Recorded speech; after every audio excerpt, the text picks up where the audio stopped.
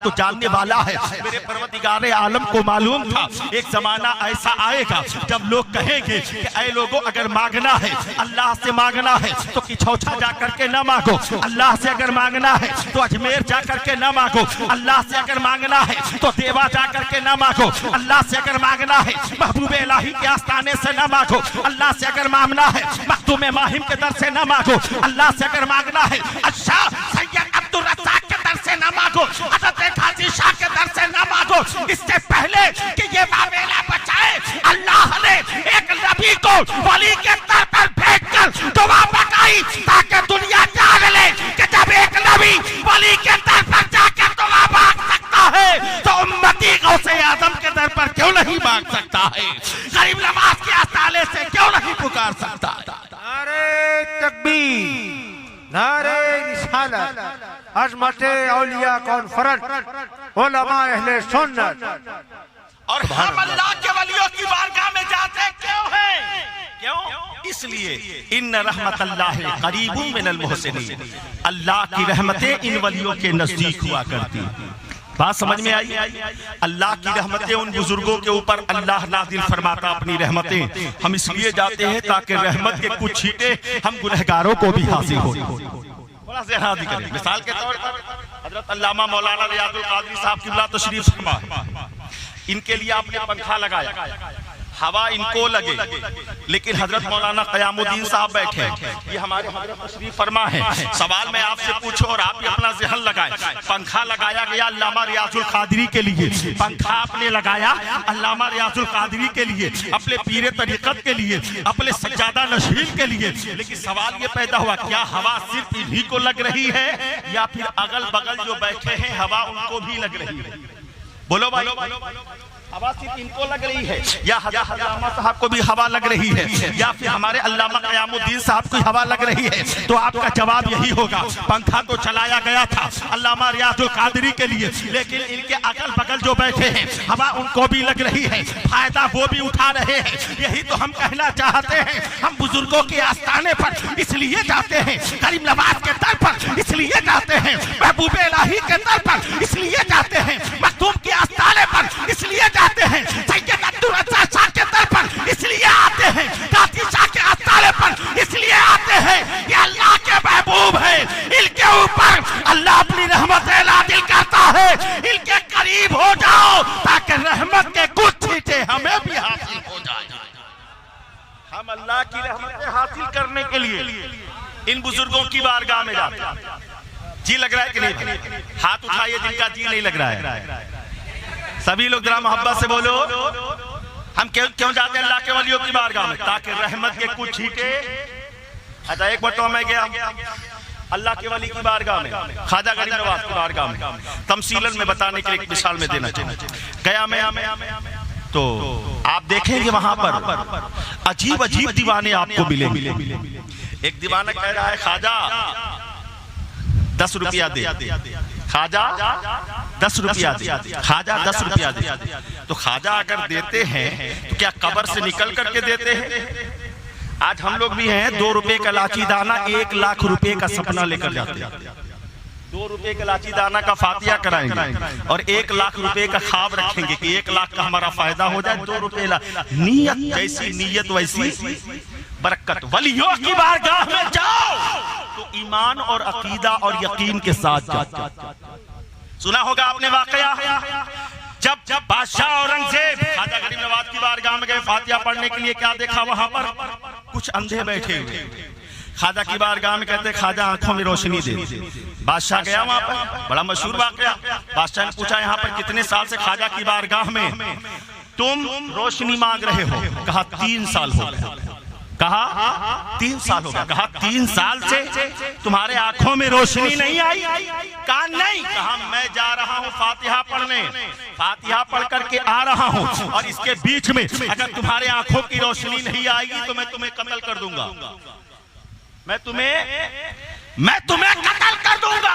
जब ये कहा बादशाह तो चला गया। अब तक वो 3 साल से ख्वाजा से सिर्फ जबान से कह रहे थे ख्वाजा मेरे आंखों में रोशनी दे दे, लेकिन जैसे ही मौत का साया अपने सर पर देखा है, जैसे ही औरंगजेब के जलाल का साया अपने ऊपर देखा है, फौरन दिल से मेरे ख्वाजा को पुकारना शुरू किया है। जब यकीन के साथ मेरे ख्वाजा को पुकारा तो अब मेरे ख्वाजा इसी यकीन का इंतजार कर रहे थे, इसी यकीन का इंतजार कर रहे थे, इसी यकीन का। और जब यकीन के साथ मेरे ख्वाजा को पुकारा है तो 3 साल से जो अंधे बैठे थे एक ही आल में ख्वाजा गरीब नवाज ने उनकी आंखों में रोशनी अता फरमा दिया, बिलाई अता फरमा दिया। ये अल्लाह ने अपने वलियों को पावर अता फरमाया। मैं गया अजमेर शरीफ, क्या देखा, एक दीवाना है, कह रहा ख्वाजा 10 रुपया दे, और एक को भूल करके पता नहीं कैसे वो उस पार्टी वाला पहुंच गया।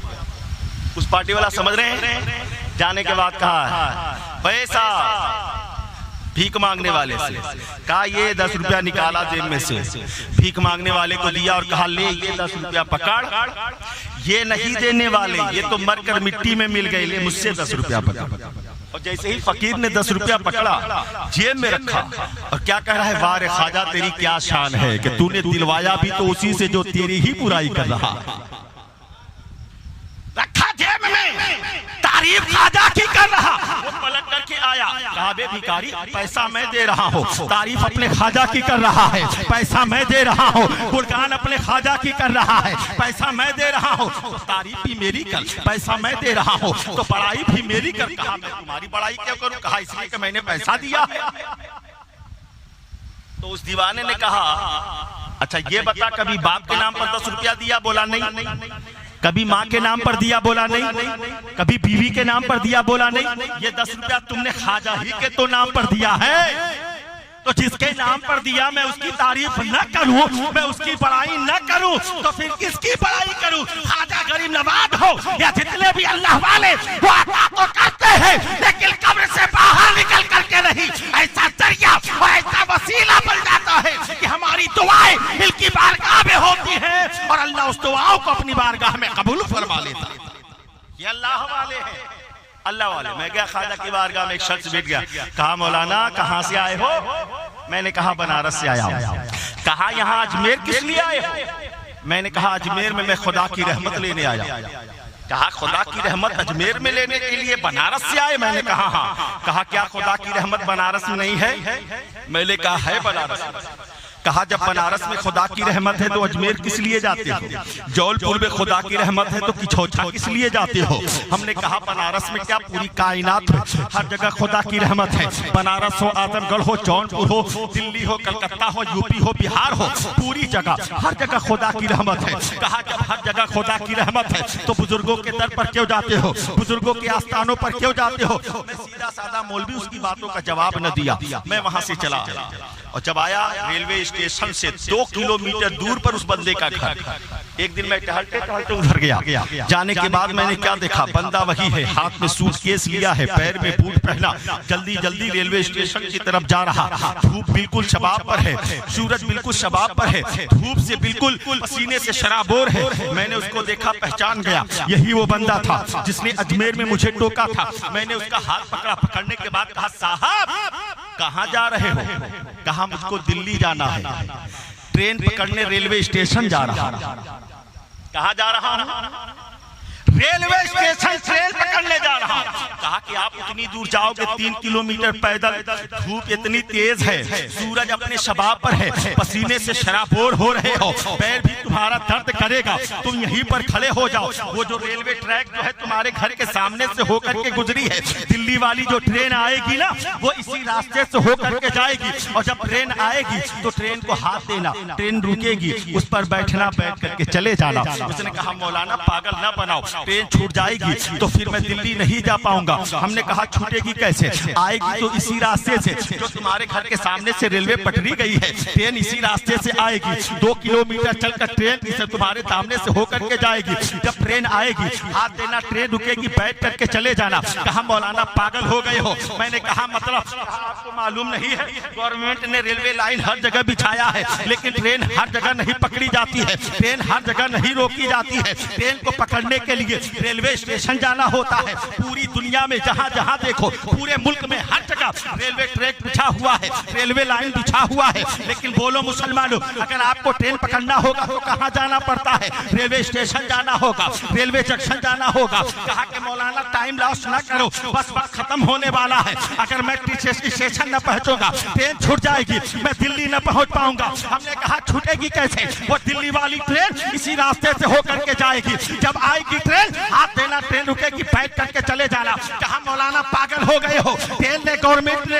रेलवे ट्रैक को हर जगह बिछाया है, लेकिन रेलवे स्टेशन ट्रेन को पकड़ने के लिए रेलवे स्टेशन बनाया गया है, ट्रेन को पकड़ने के लिए रेलवे जंक्शन बनाया गया है। हमने कहा नादान, ये बात तो समझ में आ गई, तो सुनो, जिस तरीके से ट्रेन पकड़ने के लिए रेलवे स्टेशन जाना होता है, हालांकि रेलवे लाइन हर जगह मौजूद है, रेलवे लाइन हर जगह मौजूद है, इसी तरीके से अल्लाह की रहमत हर जगह मौजूद है। बनारस में भी खुदा की रहमत, आजमगढ़ में भी खुदा की रहमत, इलाहाबाद में भी खुदा की रहमत, गोरखपुर में भी खुदा की रहमत, यूपी में, बिहार में, हर जगह खुदा की रहमत है। लेकिन अल्लाह ने गरीब नवाज के अस्ताले को रहमत का स्टेशन बना दिया है, गरीब नवाज के दर को रहमत का स्टेशन बना दिया है। जब ट्रेन पकड़ना होता है रेलवे स्टेशन जाते हैं, और जब अल्लाह की रहमतें हासिल करनी होती है तो अल्लाह वालों के दर पे जाया कर। नारे तकबीर, नारे तकबीर, नारे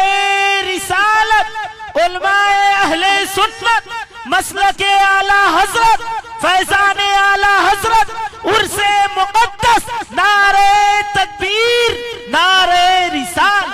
ये है अल्लाह वालों की शान।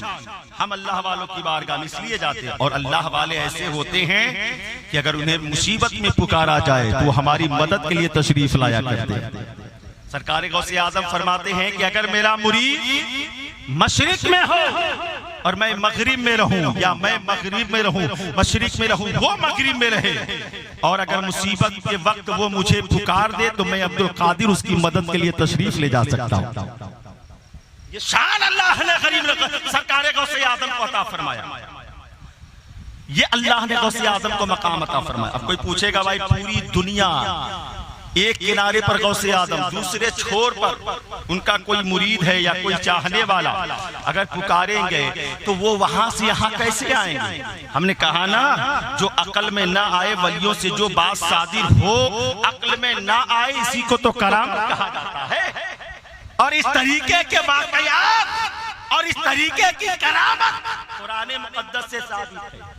जब हजरत सुलेमान अलैहिस्सलाम अल्लाह के पैगंबर हैं, नबी हैं, पूरी दुनिया पर उनकी हुकूमत, हवाओं पर उनकी हुकूमत। जब मुल्क सबा की वो मलिका बिल्कीस जब आई हजरत सुलेमान अलैहिस्सलाम की बारगाह, थोड़ा सा ध्यान हाजिर करें, अब बस मेरी तकरीर खत्म होने वाली है, अभी चंद लम्हों में वो पहुंचने वाली है। सुलेमान अलैहिस्सलाम का दरबार लगा है। सुलेमान अलैहिस्सलाम ने फरमाया अपने दरबारियों से, तुम में है कोई जो मलिका बिल्कीस के आने से पहले उसका तख्त जो यहाँ से हजारों किलोमीटर दूर उसके मुल्क सबा में है, उसे उठा करके मेरी बारगाह में हाजिर कर दे। जानते हैं उस मलिका बिल्कीस का तख्त कितना बड़ा था? रिवायतें मुख्तलिफ है। एक रिवायत ये मिलती है कि 80 हाथ लंबा, 80 हाथ चौड़ा, 40 हाथ ऊंचा, जरो जवाहिरात से मुज़य्यन वो तख्त। हजरत सुलेमान अलैहिस्सलाम ने कहा कि मलिका बस चंद लम्हों में आने वाली है, तुम में से कोई है ऐसा जो उस तख्त को मलिका के आने से पहले मेरी बारगाह में हाजिर कर दे? तो कुरान शरीफ में है, क़ाला इफ़रीतुम मिनल जिन, जिन्नों में से एक जिन खड़ा हुआ, देव खड़ा हुआ, उसने कहा हुजूर मुझे इजाजत दे, मैं पलक झपकने से पहले, वो आपकी मजलिस बर्खास्त होने से पहले वो तख्त आपकी बारगाह में हाजिर कर दूं। तो सुलेमान अलैहिस्सलाम ने कहा कि नहीं, वो तख्त मुझे और पहले चाहिए। तो हजरत सुलेमान अलैहिस्सलाम की उम्मत के वली हजरत आसिफ इब्ने बरखिया खड़े हुए, वो खड़े हुए और खड़े होने के बाद कहा हजरत मुझे इजाजत दे। कहा कितनी देर में लाओगे? कहा हुजूर पलक झपकने से पहले मैं वो तख्त आपकी बारगाह में हाजिर कर दूं। ये कहा कि पलक झपकने से पहले वो तख्त आपकी बारगाह में हाजिर कर दूंगा, ये कहा और फौरन जब देखा तो वो तख्त हजारों किलोमीटर का फासला तय करके एक सेकंड भर के अंदर हजरत सुलेमान अलैहिस्सलाम की बारगाह में वो तख्त हाजिर हो गया। बात समझ में आई? थोड़ा ज़हन हाजिर करें। चाय पीजिए लेकिन सुन्नत तरीके से। सरकार ने फरमाया दाएं हाथ से खाना, दाएं हाथ से पीना, ये अंबिया का तरीका है। बाएं हाथ से खाना, बाएं हाथ से पीना, ये शैतान का तरीका है। चाय भी पीजिए लेकिन सुन्नत तरीके से पीजिए। चाय भी पीते रहें, अपने अंदर इश्क़ मुस्तफ़ा की भी गर्मी पैदा करें और चाय की भी गर्मी पैदा करें। हमारे चचा जान पैर को फैला करके रखें, पैर को मोड़ कर। ये महफिल मुस्तफ़ा है, अदब के साथ तशरीफ रखें। जरा ज़हन हाजिर करें, तलब के बोलो सुभान अल्लाह। हाँ, बोलते रहें, बेदारी पैदा करते रहें। अभी देखिए 1:45 होने वाले हैं, बस मेरी बात अब खत्म होने वाली। हजरत सुलेमान अलैहिस्सलाम की उम्मत के वली हजरत आसिफ बरखिया है। क्या कहा? पलक झपकने से पहले वो तख्त आपकी बारगाह में हाजिर हो जाएगा। अभी ये कहा वो तख्त हजरत सुलेमान अलैहिस्सलाम की बारगाह में हाजिर हो गया।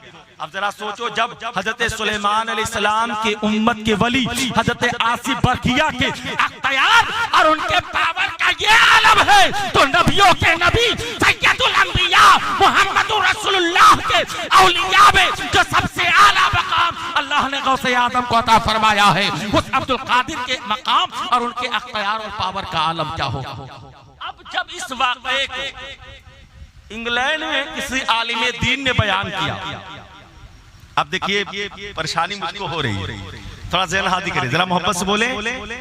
बस 2-4 मिनट में ये वाकया जो मैंने छेड़ा उसको खत्म करता हूँ, बात को खत्म करता हूँ। थोड़ा ज़हन हाजिर करें। ज़हन तकरीर को भी मैंने कहा ना, मैं गुलाम नूर मुजस्सम नहीं हूँ, ना मैं सोहराब रज़ा कादरी हूँ कि आपको अपने तरन्नुम रेजी से आपके अंदर एक चाशनी पैदा करूँ, आपके अंदर एक सुनने की क्या जो शौक है वो पैदा करूँ।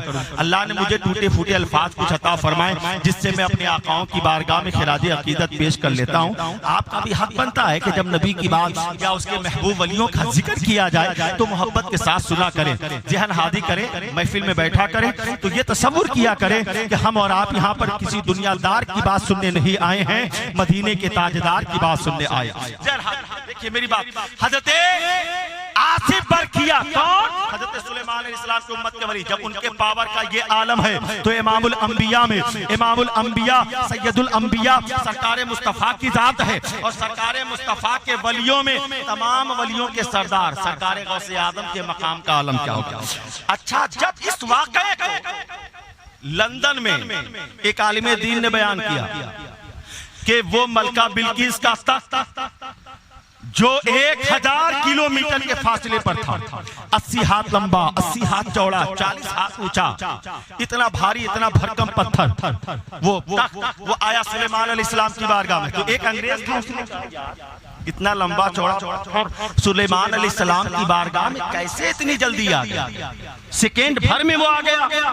अब दिमाग लगाना शुरू किया कि अगर बाई प्लेन लाया जाता तो इतने घंटे लगते, बाई ट्रेन लाया जाता तो इतने घंटे लगते, लेकिन यहाँ 1 सेकेंड से पहले वो तक हजरत सुलेमान अलैहिस्सलाम की बारगाह में हाजिर हो गया।